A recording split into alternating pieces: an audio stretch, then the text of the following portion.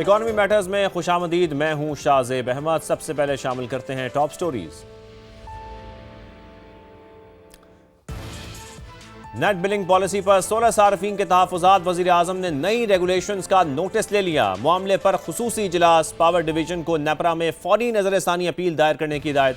16 सार्फिन के कॉन्ट्रैक्ट्स का तहफ़्फ़ुज़ यकीनी बनाने का हुक्म। अमरीका के 19% रियायती टैरिफ के मुस्बत असरात। पाकिस्तान की बरामदात में इजाफा। पहली छमाही में एक्सपोर्ट 3% इजाफे से $3 अरब रिकॉर्ड। इस दौरान $1 अरब 62 करोड़ डॉलर का सामान अमरीका से मंगवाया गया। सऊदी अरब का पाकिस्तान में कॉर्पोरेट राइस फार्मिंग में दिलचस्पी का इज़हार। वफाकी वज़ीर तिजारत जाम कमाल और सऊदी मुआविन वज़ीर इब्राहिम अल मुबारक की मुलाकात। सरमायाकारी पर मबनी शराकतदारी मॉडल के तहत इक़्तिसादी ताउन बढ़ाने पर इत्तफाक। और स्टॉक मार्केट में T+1 सेटलमेंट सिस्टम का कामयाब निफाज। पाकिस्तान शेयर्स के लेन देन का निज़ाम अपनाने वाला दुनिया का 8वां मुल्क बन गया है। इससे सरमायाकारों का एतमाद बढ़ेगा। चेयरमैन SECP की मुबारकबाद। आपको जल्दी से गैर मुल्की करेंसियों के हवाले से भी बताते हैं। इंटरबैंक में डॉलर रोज की तरह आज भी 1 पैसा सस्ता हुआ, जिसके बाद इसकी कीमत 279 रुपये 66 पैसे पर आ गई। फिर यूरो को भी अगर हम देखें तो इसमें भी 1 पैसा महंगा हुआ है। ये पर बरतानवी पाउंड की कदर में भी 11 पैसे इजाफा हुआ है, जिसके बाद इसकी कीमत 382 रुपये 42 पैसे पर आ गई है। बात करते हैं गोल्ड की। सोने की कीमत में इजाफे का सिलसिला मुसलसल जारी है। फी तोला 2300 रुपये ये महंगा हुआ, जिसके बाद कीमत 5,28,562 रुपये पर आ गई है। 10 ग्राम भी 1972 रुपये महंगा हुआ। पर इंटरनेशनल मार्केट की बात करें तो सोना $23 महंगा होकर $5,058 फी ओंस हो गया है। आज के मौजू की तरफ आते हैं। अहम खबर के बारे में बात करते हैं। बात होगी 16 सार्फिन की। इकॉनमी मैटर्स ने नेट बिलिंग पर 16 सार्फिन के तहफ़्फ़ुज़ात उठाए तो हुकूमत भी मामले पर गौर करने पर मजबूर हो गई। अब फिर वज़ीर आज़म शहबाज शरीफ ने मामले का नोटिस ले लिया है। अब बात की जाए खुसूसी इजलास की तो वज़ीर आज़म ने की ज़ेर सदारत ये मीटिंग नेपरा में की गई। फिर नेपरा की जो नई रेगुलेशंस है उसका जायजा लिया गया इस मीटिंग में। और शहबाज शरीफ ने पावर डिवीजन को नेपरा में फौरी नज़रसानी अपील दायर करने की हिदायत भी की है। फिर जो 16 सार्फिन हैं उनके कॉन्ट्रैक्ट्स का तहफ़्फ़ुज़ यकीनी बनाने का हुक्म दिया है। यह भी कहा कि 16 सार्फिन का बोझ नेशनल ग्रिड के सार्फिन पर नहीं पड़ना चाहिए। आज इसी अहम मामले पर बात करेंगे। हमारे साथ हमारे मेहमान भी मौजूद हैं। पीपल्स पार्टी के रहनुमा नदीम अफजल चंद साहब भी हमें ज्वाइन कर चुके हैं, जबकि पाकिस्तान सोलर एसोसिएशन के चेयरमैन वकार मूसा साहब भी हमारे साथ हैं। पहले नदीम अफजल चंद साहब, मैं आपकी जानिब आता हूं। जिस तरीके से हम देख रहे हैं, पहले तो ये मैं कहना चाहूंगा कि गल वध गई थी, लेकिन उसके बाद वजीर आजम ने नोटिस ले लिया नदीम साहब, और पीपल्स पार्टी मुसलसल इस पर आवाज बुलंद करती रही है। आपने भी भरपूर मुखालफत की, आप इसमें पेश रहे, लेकिन अब जब नोटिस ले लिया गया है और आपने अदालत जाने का ऐलान किया था, तो अब तो अदालत जाने की जरूरत नहीं है नदीम साहब। देखें जी, अभी तो पहले भी हुकूमत की तरफ से जो नेपरा है ना, पहले तो मैं कहूँगा कि नेपरा रेगुलेटरी बॉडी नहीं है, ये तो कोई पावर मिनिस्ट्री का मुझे को विंग लगता है। हालांकि रेगुलेटरी बॉडी होनी चाहिए जो प्राइवेट कंज्यूमर गवर्नमेंट लेवल पे जो सब के ऊपर रेगुलेट करे चीज़ों को। बड़ा अफसोस हुआ मुझे कि नेपरा की कारकर्दगी पे और नेपरा ने आज तक सार्फिन का तहफ़्फ़ुज़ नहीं किया। IPPs का मामला हो, कैपेसिटी चार्जेस का मामला हो या कोई और पॉलिसीज हो, नेपरा ने कभी आम आदमी का तहफ़्फ़ुज़ नहीं किया। शायद ये नेपरा खास लोगों के लिए बनाया गया है। और उससे अगली बात जो है सोलर पे, देखें गवर्नमेंट की पॉलिसियां होती हैं, आपने लोगों को डंडोरा पीटा clean and green Pakistan, environment आप, और उसके ऊपर आप रिन्यूएबल एनर्जी के ऊपर आपने एक सोलर के ऊपर कामयाबी आपने जिम्मे लेते रहे। और अब मैं तो समझता हूँ कि अब ये जो ऑफ ग्रिड इनकी जो पॉलिसीज हैं, ये ऑफ ग्रिड कर लोग चले जाएंगे। शायद को बैटरीज बेचने वाला माफिया जो है वो आगे आना चाहता है ताकि हमारी बैटरीज बिकें, और उस माफिया को ये सपोर्ट करना चाहते हैं। इसी वजह से सोलर के ऊपर ये नेट मीटरिंग के ऊपर और लोगों को ऐसे घन गरज में डाल दिया है। लोगों को कॉम्प्लिकेट चीजें कर रहे हैं, सादा नहीं रहने दे रहे हैं, मुश्किल तरीन किए जा रहे हैं ताकि लोग सोलर से हट के या ग्रिड बिजली और सोलर की लोगों की लड़ाई होती रहे और लोग फिर अल्टीमेटली बैटरियां लेने पे मजबूर हो जाए। लेकिन नदीम साहब, अब तो वजीर आजम ने ले लिया, नोटिस ले लिया। देखिए, नोटिस कुछ नहीं होता। नोटिस जब तक अमल दरामद नहीं, और वज़ीर आज़म साहब ने पहले कैबिनेट में ये चीजें अप्रूव की हैं। पहले वज़ीर आज़म साहब की मिनिस्ट्री जो है वो नेपरा में आके, मैं तो खुद पटिशनर था, और नेपरा में मिनिस्ट्री आके अकेली, बाकी सारे सोलर वाले हो गए, प्राइवेट सेक्टर हो गया या इंडस्ट्रियलिस्ट हो गया या कंज्यूमर, और दूसरा अमीर लोगों ने तो ऑलरेडी सोलर लगवाया हुआ है। अब सोलर सस्ता होने की वजह से गरीब और मतवस्त तबका लगाने लगा है, तो अब आपने अपनी पॉलिसियां चेंज कर ली हैं। इसका मतलब है जिस पॉलिसी का फायदा आम आदमी को होने लगे उसके ऊपर आप तलवार लेके खड़े हो जाएं, तो ये आपको, अगर आपकी गवर्नेंस ठीक नहीं है या आपके डिपार्टमेंट डिस्को ठीक नहीं कर रही काम, या आपके ग्रिड स्टेशन का सिस्टम ठीक नहीं है, तो उसका सारफ को, आम आवाम को आप क्यों उसका नुकसान देते हैं, उसके ऊपर उसका मुआशी कत्ल क्यों करते हैं। तो मैं समझता हूँ कि इस फ्रॉड के ऊपर गवर्नमेंट को जरा सीरियस सोचना चाहिए, और बजाय इसके कि अपनी वापड़ा की मिनिस्ट्री को, एनर्जी मिनिस्ट्री को या डिस्को को ठीक करने के, तो आप एक पॉलिसियों के पीछे पड़ गए। अच्छा नदीम साहब, वैसे तो आप भी हुकूमत के इत्तेहादी भी हैं, लेकिन यहाँ पर मैं ये भी आपको बता दूं कि वफाकी जो वज़ीर तवानाई हैं वैस लगारी साहब, उन्होंने ये कहा था कि सोलर नेट मीटरिंग पॉलिसी से अमीरों को फ़ायदा हो रहा है और एलीट क्लास जो है वो बड़े सिस्टम लगाकर इससे पैसा बना रही है, और फिर साथ में जो प्रोटेक्टेड कैटेगरी है वो ज़ाहिर है इसमें भी आते हैं, फिर जो गरीब तबके को सब्सिडी दी जाती है वो ये प्रोटेक्टेड कैटेगरी में इस्तेमाल कर लेते हैं। तो हम ये कह सकते हैं कि उनका दावा तो फिर दुरुस्त था। देखिए, आप अमीरों पे सोलर पे प्लेटों के ऊपर जो कनाल से बड़ा घर है, या जो एग्रीकल्चर के अलावा जो सोलर है या जो इंडस्ट्रियों पे लगा है, आप उन पे टैक्सेस लगा दें। आप आम आदमी को क्यों सजा दे रहे हैं? उन दौलतमंदों को, दौलतमंद तो 10 साल से सोलर चला रहा है, दौलतमंद तो 10 साल से उसने पैसे कमा लिए होंगे, अब सोलर का आम आदमी को फायदा होने लगा है। 2025 में 24 में आम आदमी को फायदा होने लगा है, क्योंकि सोलर सस्ता हुआ है। और जिन इलाकों में अच्छी रोशनी, अच्छी धूप होती है, वहाँ पे लोग वेल्डिंग का काम, ट्यूबवेल के जो जरी ट्यूबवेल है, वो छोटे छोटे दुकानों वाले, छोटे छोटे घरों वाले, वो छोटे छोटे कारोबार वाले, वो सोलर प्लेटों पे जा रहे हैं, और आप बजाय उनको नेट मीटिंग में फायदा देने के आप सबको नुकसान दे रहे हैं। और आप बड़े लोगों को लिए पॉलिसी, आप टैक्स लगा दें, आप सुपर टैक्स लगा के भी आपको सुकून नहीं मिल रहा। अच्छा, और साथ में शेरी रहमान साहिबा ने यह भी बात की है कि जो बिजली की तकसीम का निज़ाम है वो सूबों के हवाले कर दिया जाए। आप इससे भी इत्तेफाक करते हैं? ये अगर वफाक फेल हो चुका है तो बेशक कर दे सूबों के हवाले। वफाक तो इस वक्त रिकवरी इनकी ठीक नहीं हो रही, 40% से ज्यादा लाइन लॉसेस है। सर्कुलर डेट जो गर्दिशी कर्जा है वो अरबों रुपया, 1000 बिलियन से ज्यादा वापडा का और 1000 बिलियन से ज्यादा गैस का, तो वो इस महकमे का क्या फायदा क्या है आवाम को? कैपेसिटी चार्जेस में हम पेमेंट कर रहे हैं, वो कंज्यूमर को नुकसान नहीं हो रहा उन चीजों का। सोलर प्लेटों से आप कंज्यूमर को 8% का फायदा हो रहा है और 92% का नुकसान हो रहा है। क्या ये ड्रामाबाजी बता रहे हैं लोगों को? जो सर्कुलर डेट को इनकी वजह से बन रहा है, जो चोरी की वजह से, जो बैड गवर्नेंस की वजह से बन रहा है, उसका फायदा और नुकसान किसको हो रहा है? ठीक है, नदीम अफजल चंद साहब, आपने हमें शो में ज्वाइन किया, आपका बेहद शुक्रिया। इसी हवाले से हम बात करते हैं, हमारे नुमाइंदे ज़हीर अली भी हमें ज्वाइन कर चुके हैं। ज़हीर, जब हम ये देख रहे हैं ना कि 2 रोज़ पहले इन रेगुलेशंस के हवाले से हम देखते हैं कि इनको नाफिज किया जाता है, फिर अचानक ऐसा क्या हुआ? आप क्योंकि इस पर गहरी नज़र रखे हुए हैं, अचानक ऐसा क्या हुआ था? फिर अचानक हम देख रहे हैं कि वज़ीर आज़म ने अब इसका नोटिस भी ले लिया है सिर्फ 2 दिन के बाद ही।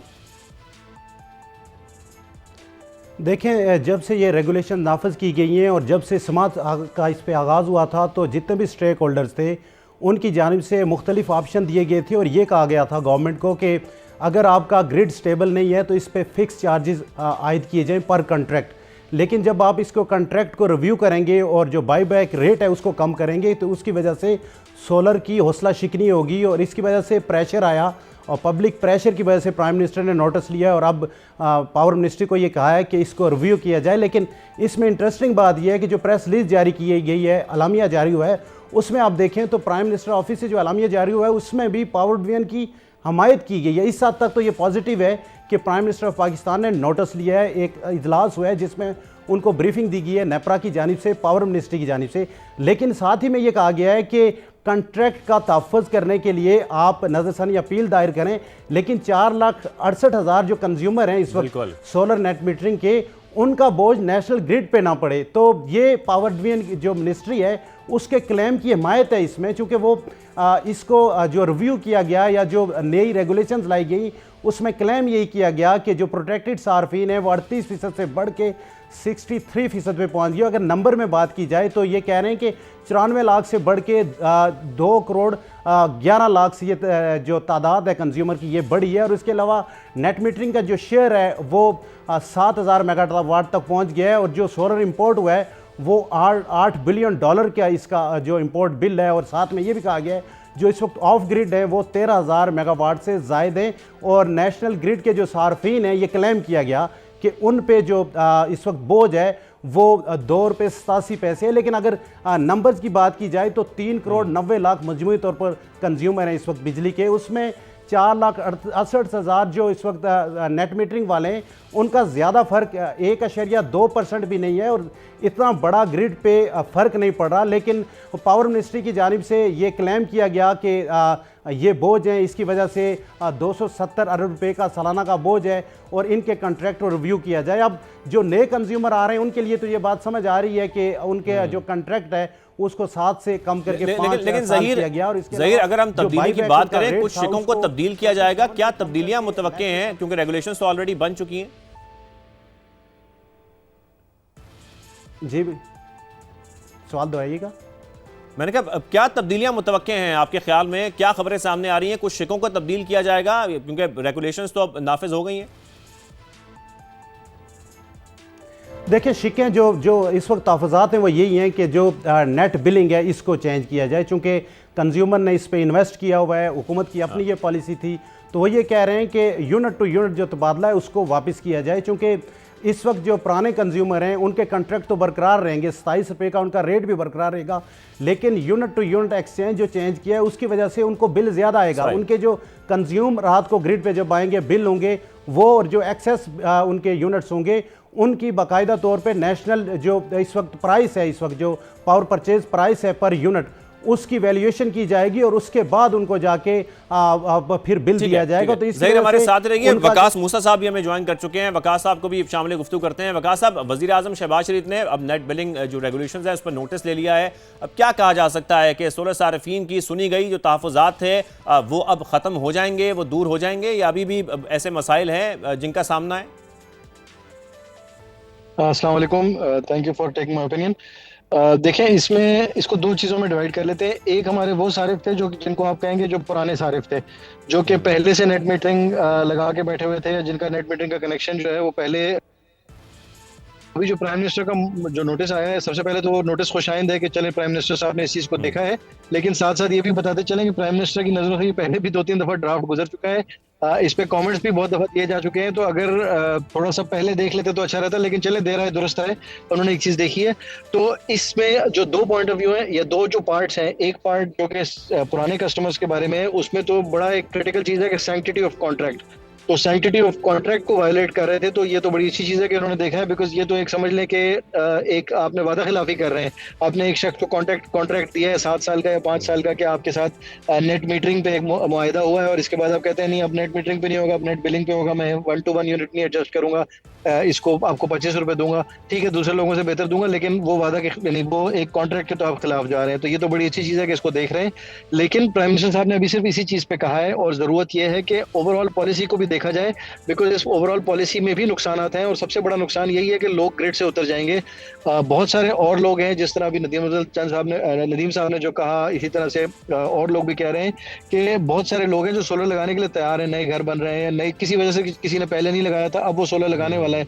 लेकिन जब वो सोलर का ये देखेगा कि 10 रुपए का रेट आ जाएगा सोलर की प्रोडक्शन पे, तो बहुत सारे घराने जो हैं वो ये फैसला करेंगे कि फिर ऐसा करते हैं, नेट मीटरिंग नहीं करते, हम बैटरी वाला सिस्टम लगाते हैं और बैटरी में डालेंगे, तरफ जाएंगे, और जाहिर है फिर उससे हमारा इंपोर्ट बिल भी बढ़ेगा क्योंकि बैटरीज इंपोर्ट की जाएंगी। लेकिन यहाँ पर क्योंकि आप वज़ीर आज़म साहब की बात भी कर रहे हैं ना, वकास साहब, जो उनकी स्टेटमेंट है, अगर उस स्टेटमेंट को देखा जाए तो क्या ऐसा लग रहा है कि सिर्फ पुराने मुआहदों को ही देखा जाएगा और जो नई नेट बिलिंग रेगुलेशंस हैं वो यही रहेंगी? आपको वज़ीर आज़म की स्टेटमेंट से कुछ ऐसा लग रहा है? उससे क्लियर नहीं है, उससे क्लियरली नहीं नजर आया, लेकिन जो वज़ीर आज़म की स्टेटमेंट में जो मेन फोकस था वो इस चीज़ पे था कि जो पुराने लोग हैं उनको उनके साथ कॉन्ट्रैक्ट के ऊपर उस कॉन्ट्रैक्ट की पासदारी की जाए, इस तरह की मेन स्टेटमेंट थी। उम्मीद करते हैं कि फर्दर क्लैरिफिकेशन आती है तो ये भी बात की जाएगी कि ये जो 1:5 का रेशियो है ये कहाँ से लेके आए हो, इसको 1:5 का रेशियो क्यों रखा है, नहीं 10 रुपए और 50 रुपए का फर्क क्यों रखा है, क्यों नहीं इसको 40 रुपए और 50 रुपए का फर्क रखा जाए, या 35 रुपए और 50 रुपए का फर्क रखा जाए, तो उसमें भी ग्रिड को जो है वो फायदा तो होगा, लेकिन सारिफ के साथ इतनी ज्यादती नहीं होगी जिस तरह से अभी के सिस्टम में जो प्रपोजल आए हैं उसमें जो प्रपोज की जा रही है। तो देखते हैं इस पे आगे क्या, हम इसको बड़े गौर से देख रहे हैं इस डेवलपमेंट को, और देखते हैं आगे इसमें क्या क्या जो है ना डेवलपमेंट होती है फर्दर। और आपकी क्या एक्सपेक्टेशन है, क्या डेवलपमेंट होनी चाहिए, क्या तब्दीलियां आनी चाहिए इन रेगुलेशंस के आने के बाद? सबसे इंपॉर्टेंट जो इसमें तब्दीली आनी है ना, अगर आप इसको पाकिस्तान के पॉइंट ऑफ व्यू से देखते हैं और पाकिस्तान की ग्रिड की लॉन्ग टर्म बका के पॉइंट ऑफ व्यू की तब्दीली है, वो ये है कि जो 10 रुपए और 50 रुपए का जो फर्क रखा हुआ है, ये बहुत ज्यादा है कि आप यूनिट सारिफ को बेचते हैं 50, 55, 60 रुपए का, और जो सारिफ से खरीदते हैं उससे 10 रुपए का खरीदते हैं। उससे बहुत सारा आपने गैप छोड़ दिया है, और उस गैप की वजह से लोग बैटरी की तरफ जाएंगे। और अगर लोग बैटरी की तरफ गए तो 3 साल 4 साल में आप इस सारिफ को लूज कर देंगे, या आपके नेटवर्क से ये सारिफ बाहर निकल जाएगा। और अगर ऐसा होगा तो लॉन्ग टर्म में ये डिस्को के लिए बड़ा नुकसानदेह होगा, क्योंकि डिस्को के पास कस्टमर्स कम हो जाएंगे तो वो कैपेसिटी चार्जेस का मसला वहीं कहीं पर खड़ा हो जाएगा आके। तो इसलिए जरूरी है कि कोई ऐसा रेट दिया जाए जिससे सारिफ जिससे डिस्को को भी फायदा होना चाहिए। मैं ये नहीं कह रहा कि आपने 1 to 1 पे ही रहना है। आप चाहे तो इस तरह का रेट रख लें कि 50 रुपए का अगर कस्टमर को बेचते हैं तो उसका 80% यानी 40 रुपए पे आप कस्टमर को से खरीदें।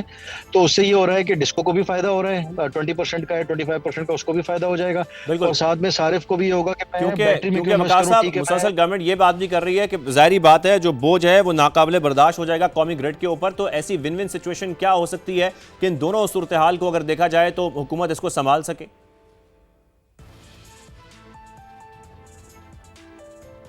बिल्कुल।